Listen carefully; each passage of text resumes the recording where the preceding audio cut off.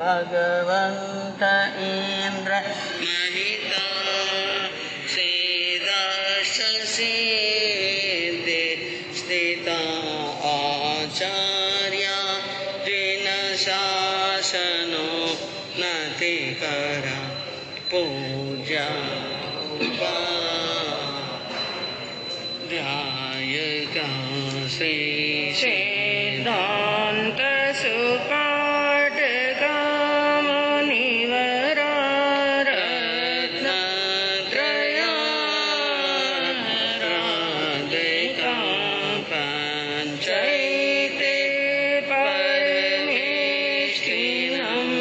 प्रतिदिनं कुर्वन्तु नो मङ्गलम् मङ्गलं भगवान् वीरो मङ्गलं गौतम प्रभो मङ्गलं शौलिभद्र ध्यान धर्मो स्तुमङ्गलम् अज्ञानतिमिरान्धस्य ज्ञानाञ्जनशलाकया चक्षुरुन्मीलितं येन तस्मै श्रीगुरवे नमः। तस्मै सुमैत्री गणेशो प्रमोदं क्लेशेषु जीवे सुकृपापरत्वं माध्यस्थभावं विपरीतवृत्तौ सदा ममात्मा विददातु देवं सदा ममात्मा विददातु देवं। अहिंसा के अग्रदूत, त्रयकाल दृष्टा, भवी जीवों के तारनहार शासनेश प्रभु श्रमण भगवान महावीर स्वामी के चरणों में कोटि कोटि वंदन। दीन दुखियों के मसीहा, करुणा के सागर, परम पूज्य गुरुदेव श्रमण सूर्य मर्दर केसरी श्री मिश्री मल जी महाराज साहब के चरणों में कोटि कोटि वंदन। पाठ पर विराजमान परम श्रद्धेया, परम विदुषी, मधुर व्याख्यानी, सरल मना पूज्य गुरु जी महाराज साहब के चरणों में कोटि कोटि वंदन। धर्म प्रेमी बंधुओं, शीलवती माताएं बहनों, श्रीमद उत्तराध्ययन सूत्र के 23वें अध्ययन के अंदर वर्णन चलता है कि जिस समय केशी श्रमण और गौतम गणधर के शिष्य एक दूसरे के सामने आते हैं और एक दूसरे की चर्या के बारे में जानते हैं, एक दूसरे के पहराव को देखते हैं और एक दूसरे के लक्ष्य को देखते हैं, तो उन्होंने जाना कि हमारा लक्ष्य भी मोक्ष है और इनका लक्ष्य भी मोक्ष है।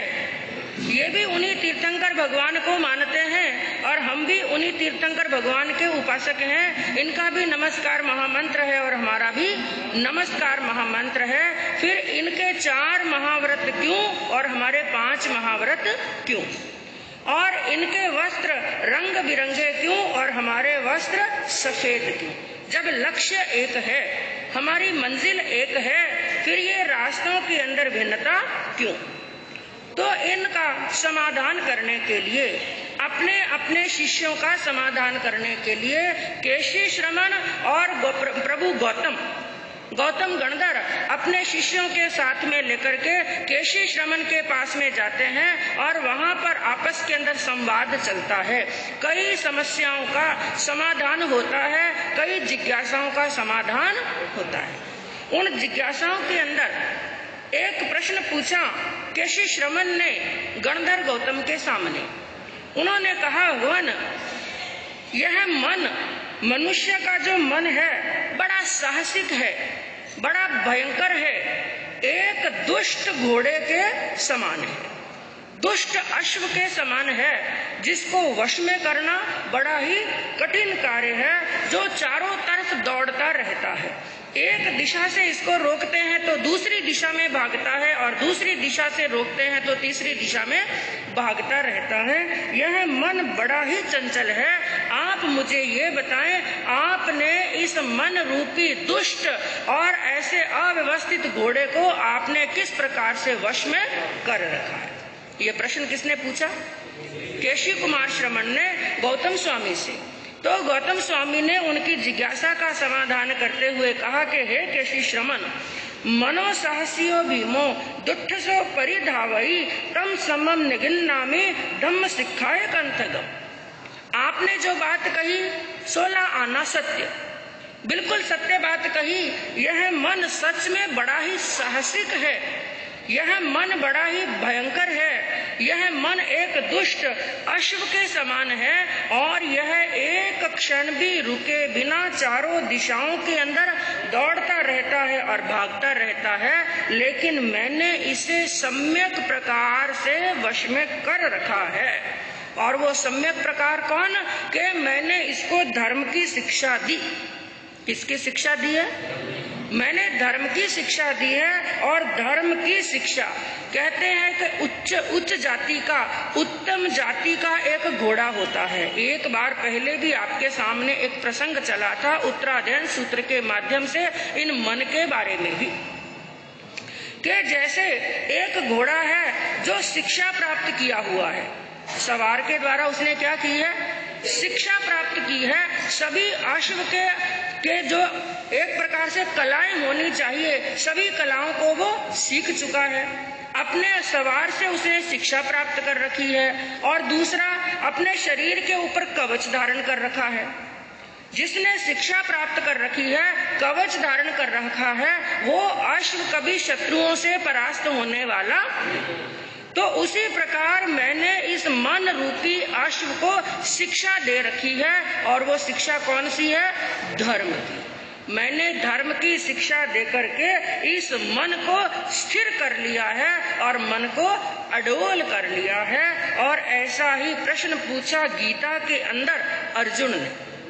हाँ, जब कुरुक्षेत्र की भूमि के अंदर दोनों सेनाएं आमने सामने थी, कौरव और पांडव आमने सामने थे, और उस युद्ध क्षेत्र की भूमि के अंदर अर्जुन को श्री कृष्ण वासुदेव ने गीता का उपदेश दिया।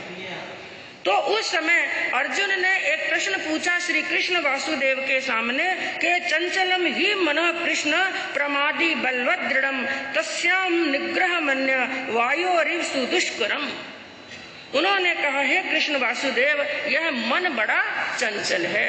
कहते हैं दुनिया के अंदर चंचल चीजें कई हैं, कई प्राणी चंचल हैं, कई चीजें चंचल हैं। जैसे बताया गया कि बादल की छाया क्या है? चंचल। कोई व्यक्ति विचार करे कि कुछ देर तक बादल की छाया पड़ रही है, इसमें क्या कर लूं? विश्राम। लेकिन बादल की छाया बड़ी चंचल होती है, लंबे समय तक रहने वाली।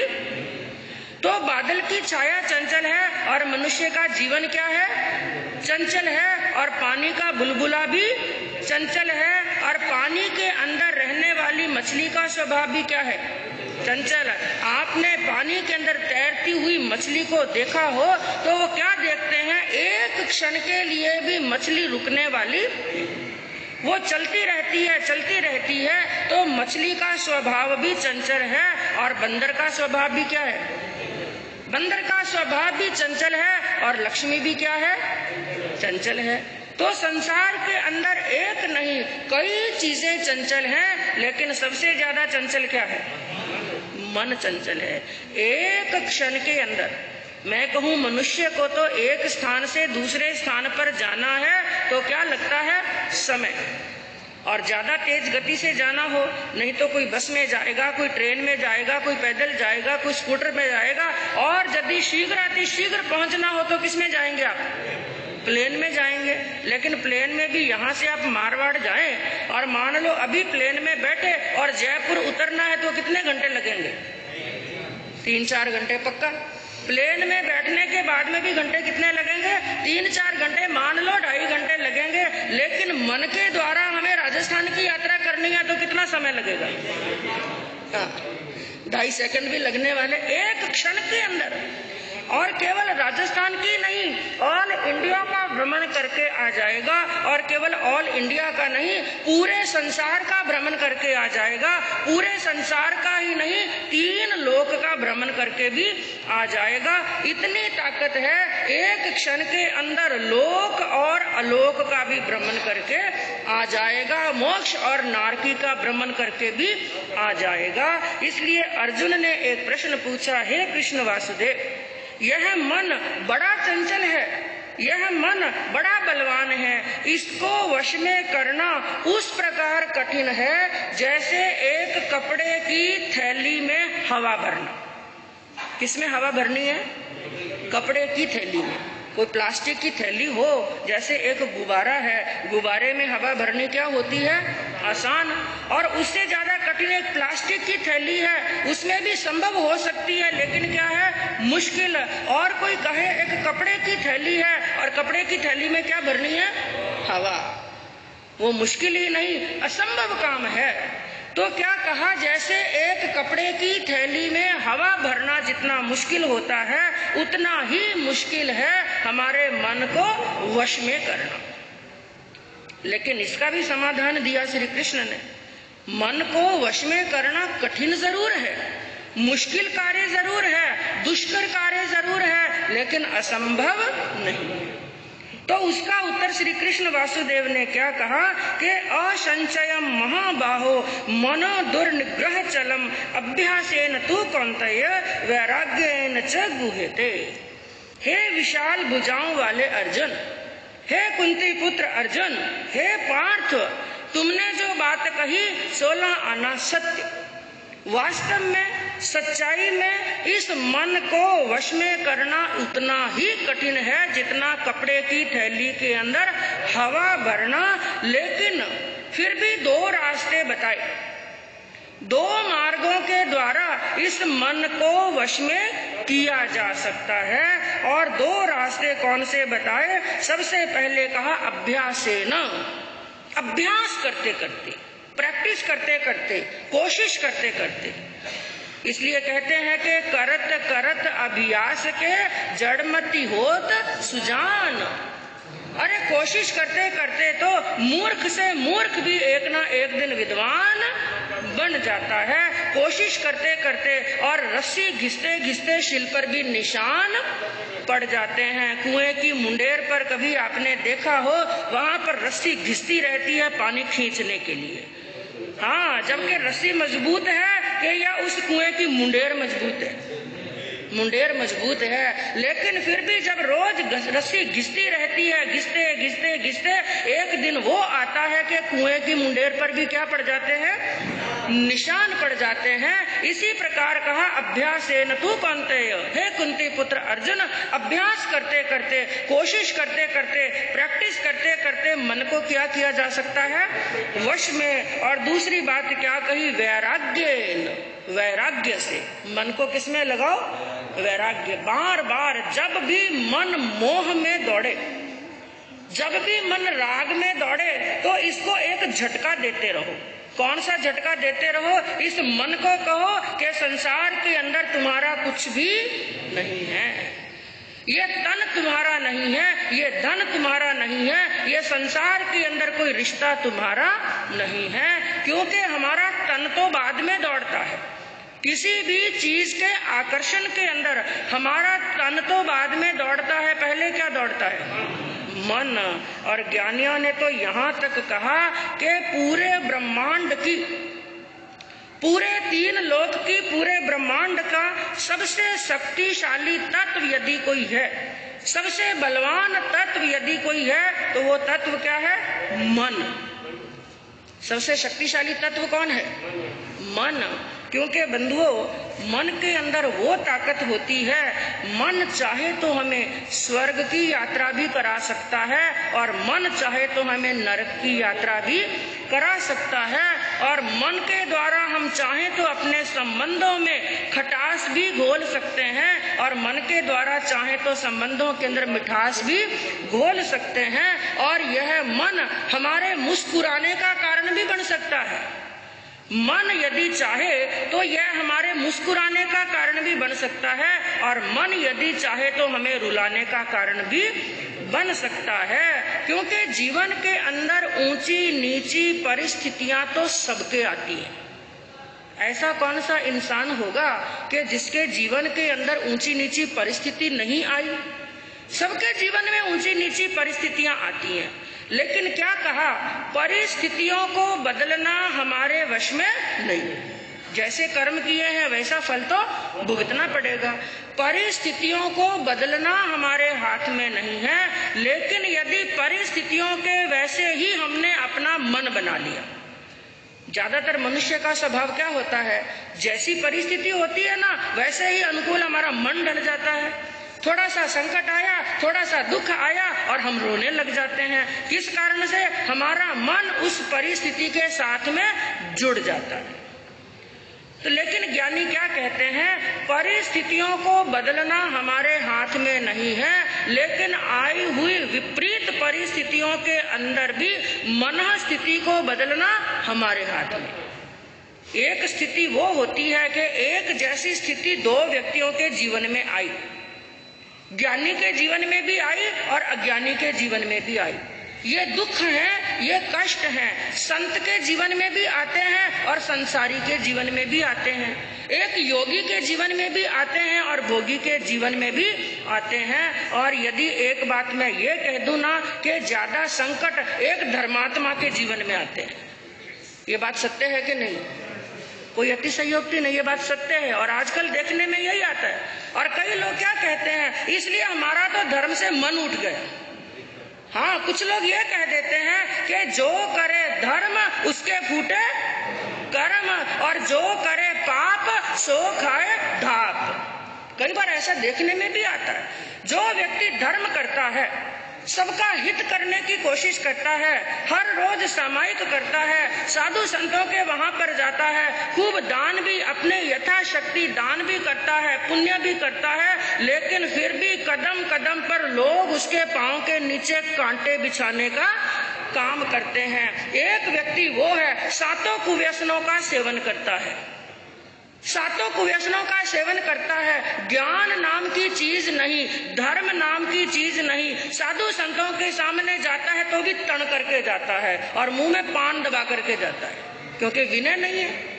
चकाचक कपड़े पहन लिए और मुंह के अंदर पान दबा लिया और अविनय के साथ में जाता है। कोई वंदना नहीं, कोई व्यवहार नहीं, कोई सेवा और भक्ति नहीं। सामायिक किसे कहते हैं, भक्ति किसे कहते हैं, माला किसे कहते हैं, जिसने जीवन में जाना ही और उसके पास में लक्ष्मी कैसे आती है?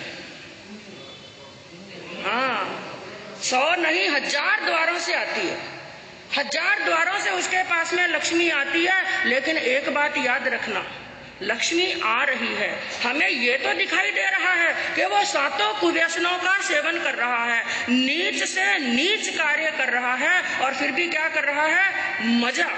लेकिन याद रखना, आज मजा और कल सजा। हमारे इस यहाँ पर न्यायालय के अंदर, इस धरती के न्यायालय के अंदर यहाँ पर अन्याय हो सकता है, लेकिन एक न्यायालय ऐसा है जहाँ पर कभी अन्याय होने वाला नहीं। तो मैं आपको बता रही थी, इतने कुव्यसन सेवन करने के बाद में, अधर्म सेवन करने के बाद में भी यदि आज वो मजा कर रहा है, यदि वो आज ऐश कर रहा है, तो ये सोचना चाहिए उसकी पिछले जन्म की कोई ना कोई पुण्यवानी है। यहाँ पर वो ढाप ढाप करके खा रहा है ना, आगे भी ढाप ढाप करके खाएगा, लेकिन आगे ढाप करके क्या खाएगा?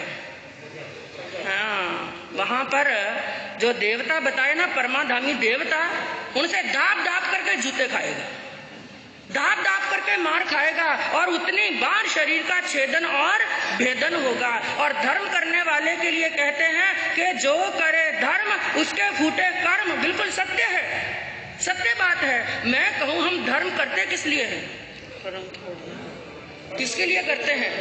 हाँ, जयमल जी महाराज साहब के जीवन का किस्सा आता है। जब जयमल जी महाराज साहब को वैराग आया और उनकी माँ ने मोह के वशीभूत भूदर जी महाराज साहब के सामने गई, जयमल जी महाराज साहब की माँ, और उसने मोह के वशीभूत होकर के भूदर जी महाराज साहब, क्योंकि ये मोह होता है ना, मोह अंधा होता है, मोह के वशीभूत इंसान क्या बोल देता है, साधु संतों की असाधना भी कर देता है। मोह के वशीभूत हुई उस माँ ने भूदर जी महाराज साहब को क्या कहा, अरे भूदरिया, थारो सत्यानाश जइजो, तूने मेरे बेटे को भिड़का दिया, मेरे बेटे के ऊपर बुरकी, हाँ साहब, बुरकी डाल दी, मेरे बेटे को भिड़का दिया, इसलिए तेरा क्या हो, सत्यानाश।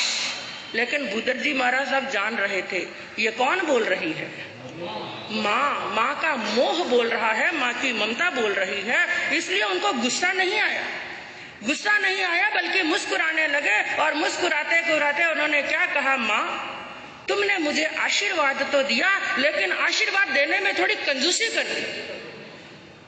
उस माँ ने सोचा मैंने आशीर्वाद, मैं तो गालियां बोल रही हूँ कि तुम्हारा सत्यानाश जाओ, और आप कह रहे हैं कंजूसी कर दी। हाँ, आपने थोड़ी कंजूसी कर दी, मैंने तो 8 कर्म काटने के लिए ये दीक्षा लिया। आपको क्या कहना चाहिए था कि तुम्हारा है बुद्रिया, तुम्हारा अठियानाश जाइज, पीछे एक कर्म शेष रह गया तो मेरा लक्ष्य पूरा होने वाला नहीं। तो धर्म करते करते भी यदि दुख आए, विपत्ति आए, मैं कहूँ भगवान महावीर जब घर के अंदर थे, कोई कष्ट आया क्या? कोई कष्ट नहीं आया। वहां पर कौन सा ग्वाला आया और किसने आकर के कष्ट दिए, कौन सा संगम देव आया? अरे परीक्षा तभी होती है जब इंसान धर्म के मार्ग पर उतरता है। धर्म करते करते यदि संकट आए तो क्या सोचना, मेरी क्या हो रही है, परीक्षा हो रही है। और जिन कर्मों को काटने के लिए ना जाने मुझे कितने जन्म लेने पड़ते, लेकिन धर्म का पुण्य प्रताप है कि एक ही जन्म के अंदर मेरे कई जन्मों के कर्म कट जाएंगे। इसलिए मन को परिस्थिति के अनुकूल मत बनाओ। परिस्थिति यदि दुख किया तो मन को दुखी मत करो। परिस्थिति यदि बुरी है तो मन को दुखी करने का काम मत करो, बल्कि अपनी परिस्थिति यदि जैसी है उसके अनुसार मन को अपना वैसा बना लो। परिस्थिति को हम नहीं बदल सकते हैं, लेकिन मन को बदल सकते हैं। मन के अंदर वो ताकत है, मन चाहे तो हमें योगी भी बना सकता है और मन चाहे तो हमें भोगी भी बना सकता है। मन चाहे तो हमें संत भी बना सकता है और मन चाहे तो संत को भी संसारी बना करके रख सकता है। मैं यूं कहूं, जो दीक्षा लेते हैं वो भी इस मन के कारण से। वैराग सबसे पहले किस में आता है, मन में। और जब वैराग उतरता है तो भी किससे उतरता है? हाँ, एक संसारी को संत बनाने वाला होता है मन, और संत को संसारी बनाने वाला होता है मन। एक बड़ा ही जोरदार दृष्टांत आता है बंधु, संत तुलसीदास जी के जीवन का। हो सकता है आपने सुना हो, संत तुलसीदास, तुलसीदास जी को संत बनाने वाला कौन, उसका गुरु कौन? कहते हैं संत तुलसीदास जी जब जन्म हुआ, छोटी उम्र के अंदर ही उनके माता पिता का वियोग हो गया। जैसे तैसे उनका लालन पालन हुआ, माता पिता का स्नेह मिला नहीं, कोई भाई बहन था नहीं, कोई अपना था नहीं। जैसे तैसे करते जीवन चलता रहा, बड़े हो गए, किसी का प्रेम नहीं मिला। और कहते हैं इंसान को जब किसी का प्रेम नहीं मिलता है, अपनों का प्रेम नहीं मिलता है, वो बाहर प्रेम ढूंढता है। और एक दिन हुआ कि उनकी शादी हो गई रत्नावली के साथ में। अब जैसी पत्नी घर के अंदर आई, ऐसा समझ लीजिए जिंदगी में पहला इंसान जो उनका अपना था, इसलिए पूरे का पूरा प्रेम किस पर उड़ेल दिया?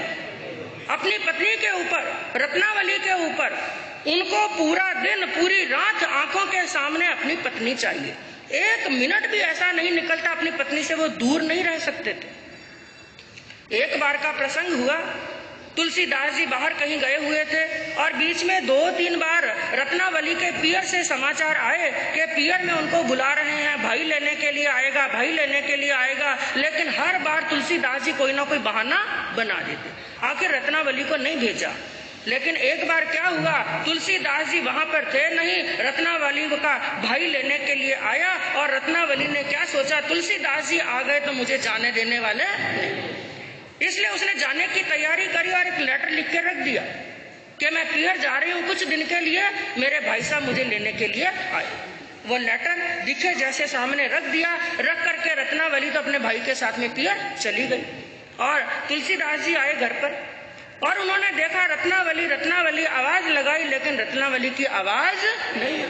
बेचैन हो गए, ढूंढते ढूंढते नजर पड़ी उस पत्र के ऊपर।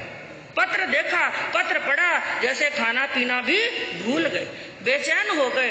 आंखों के सामने रत्नावली का चित्र घूम रहा है। रत्नावली कहाँ गई कहाँ गई, ना उस दिन खाना खाया ना पानी पिया, पूरा दिन व्यतीत हो गया। शाम का सूर्यास्त हुआ और रत्नावली की याद आने लगी। क्या करूं, कैसे करूं? और सूर्यास्त होते ही धीरे धीरे जोरदार बादल गरजने लगे, बिजलियां चमकने लगी, ठंडी हवाएं चलने लगी और थोड़ी ही देर के अंदर मूसलाधार बरसात शुरू हो गई। और बरसात भी ऐसी जोरदार शुरू हुई कि बरसात बंद होने का नाम नहीं है। गांव के अंदर चारों तरफ पानी पानी हो गया, इतनी बरसात हो रही है और तुलसीदास जी की नींद पूरी उचटी हुई। नींद कहीं आस पास में भी नहीं, क्योंकि याद किसकी आ रही है? रत्नावली की। घड़ी के अंदर लगभग 11 बज गए। अब तो हैरान और परेशान, कुछ भी हो जाए मुझे रत्नावली से मिलना है। इतनी बेचैनी हुई, उठे अपने बिस्तर से, रवाना हो गए। दरवाजा बंद किया और पहुंच गए। और रत्नावली का जो घर यानी उनका जो ससुराल था, बीच में एक नदी पड़ती थी।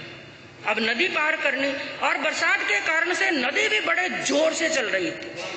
हाँ, बड़े उफान के साथ में चल रही थी। लेकिन जैसे आपने कई बार सुना, ये मोह क्या होता है? अंधा होता है, मोह में कुछ दिखाई देने वाला नहीं। ऐसी उफान में नदी चल रही है कि यदि उसके अंदर कोई बह जाए तो बचने वाला नहीं। लेकिन उनको ना नदी का उफान दिखा, ना बरसात दिखी, ना चारों तरफ बहता हुआ पानी दिखा, केवल एक ही चेहरा दिख रहा है। किसका? मुझे रत्नावली के पास में जाना है, रत्नावली के पास में जाना है। इसलिए नदी के किनारे वहां पर पहुंचे, घुटने घुटने पानी, अब नदी को पार करना। अचानक वहां पर खड़े थे और बहता हुआ एक लकड़ी का बड़ा सारा टुकड़ा आया। लकड़ी के टुकड़े को पकड़ा और वहां से उस पर बैठ करके तैर करके पार हो गए। वो टुकड़ा एक तरफ रख दिया और किनारे पर पहुंचे। दौड़ते दौड़ते भागते भागते शरीर पूरा गीला हो चुका है, थर थर धूज रहे हैं और अपने ससुराल के घर के सामने पहुंच गए। रात्रि का समय 12-1 बज गई थी। सब लोग सो रहे थे, सब लोग सो रहे थे और उनको मालूम था कि रत्नावली का कमरा क्या है, ऊपर पहले माले के अंदर रत्नावली का कमरा है। और उन्होंने ऊपर दृष्टि डाली और क्या देखा कि उनके कमरे की एक विंडो, एक बारी खुली। क्या विचार किया? जैसे मुझे रत्नावली की याद आती है ना, शायद रत्नावली को मेरी क्या है, याद आ रही है। और उनको मालूम है कि मैं मिलने के लिए आऊंगा, इसलिए बारी क्या रखी? हाँ, नीचे से यहाँ से मेन दरवाजे से जाऊंगा तो सास ससुर क्या सोचेंगे। लेकिन बारी खुली है, अब अंदर जाना है, ऊपर जाना है, कैसे जाना? फिर एक दृष्टि पड़ी कि उस बारी में से एक रस्सी लटक रही है। विचार किया, रत्नावली ने इंतजाम तो पूरा किया, रत्नावली ने इंतजाम तो पूरा किया, बारी भी खुली रखी और मेरे ऊपर आने के लिए रस्सी भी लटका दी। इसलिए आव देखा ना ताव देखा और जैसे ही उस रस्सी को पकड़ करके ऊपर चढ़े और दरवाजे में से जाकर के छलांग लगा। टप करके आवाज आई। जो गहरी नींद में रत्नावली सो रही थी उसकी नींद जागी, हड़बड़ा करके जागी और जोरदार बोली, कौन है मेरे कमरे के अंदर? और उसके मुंह पर हाथ रखा।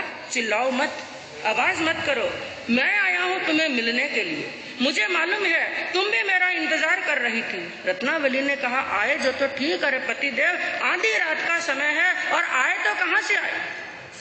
उसने हंसते हुए कहा, अब बनो मत, अब कोई स्वांग मत करो, मुझे मालूम है तुम भी मेरा इंतजार कर रही थी, इसलिए जो तुमने रास्ता खुला रखा उसी रास्ते से मैं आया। मैंने रास्ता खुला रखा? अरे ये बारी खुली थी, वरना इतने आंधी तूफान में तुम्हें बारी खुले रखने की क्या आवश्यकता? उसने कहा, प्राणनाथ, बारी मैंने खुली नहीं रखी, या तो भूल से रह गई या हवा में खुल गई होगी। अच्छा ऐसी बात है तो यहाँ पर रस्सी क्यों लटकाई? रत्नावली हैरान, कौन सी रस्सी? मैंने तो कोई रस्सी नहीं लटकाई। देखो झांक करके देखा, वहां पर बंधुओं कहते हैं कोई रस्सी नहीं थी, बड़ा अजगर लटक रहा था, मजबूत अजगर लटक रहा था। रत्नावली के नसों में बहने वाला खून जम गया और वो बहुत विदुषी थी। चिंतन करने लगी, इतना मोह, इतना राग, और किसके साथ में? इस औदारिक शरीर के साथ में। और अपने पति को उपदेश देते हुए उसने क्या कहा कि लाज न आवत आपको दौड़े आए साथ। एक दिन के लिए मैं आई, आपको लाज नहीं आई, आपको शर्म नहीं आई। मेरे माता पिता देखेंगे, कोई देखेंगे तो क्या कहेंगे, अपने पत्नी के बिना एक दिन नहीं रह सका। लाज न आवत आपको दौड़े आए साथ, दिक दिक ऐसे प्रेम को क्या कहूं मैं नाथ। मैं धिक्कार देती हूं ऐसे प्रेम को, ये प्रेम नहीं है, अंधापन है, ये प्रेम नहीं। ये बात कही और दूसरी बात क्या कही, आपने इस शरीर से प्रेम किया, इस गंदगी के पिटारे शरीर से प्रेम किया। इस शरीर में है क्या? क्या कहा कि अस्थि चरम में देह मम। इस शरीर के अंदर क्या है? हड्डियां है, मांस है, रक्त है। क्या इसके अंदर कोई भी शुद्ध पदार्थ नहीं है? अस्थि चरम में देह मम, तामे ऐसी प्रीत, होती जो श्री राम से, होती न तो भव भीत। जो प्रेम आपने इस गंदगी के पिटारे शरीर से प्रेम किया है, हे प्राणनाथ, आपने यही प्रेम श्री राम से कर लिया होता तो आप में और श्री राम में ये बीच में भेद की दीवार होने वाली नहीं थी। आप और श्री राम एक हो गए होते। ये बात तुलसीदास ने सुनी और झटका लगा और उन्होंने अपना मन मोड़ लिया और वहीं से रवाना हो गए। और उस दिन से कह दिया रत्नावली, तुम मेरी गुरु और मैं तुम्हारा शिष्य। अब तुम्हारा मुंह उसी समय देखूंगा जब मैं और राम दोनों एक हो जाएंगे। और रवाना हो गए। और एक दिन वो भी आया कि राम के साक्षात दर्शन किए और रामचरितमानस की क्या की? रचना की। तो कहने का तात्पर्य बंधु ये है कि मन तो एक का एक है, इसको हम संसार में भी लगा सकते हैं, योग में भी लगा सकते हैं और भोग में भी लगा सकते हैं। मन के द्वारा प्रसन्न भी रह सकते हैं और दुखी भी रह सकते हैं। तो हमेशा प्रसन्न रहने का प्रयास करेंगे, धर्म की आराधना करेंगे, साधना करेंगे, तो इस ब्रह्म में कल्याण होगा। भगवंत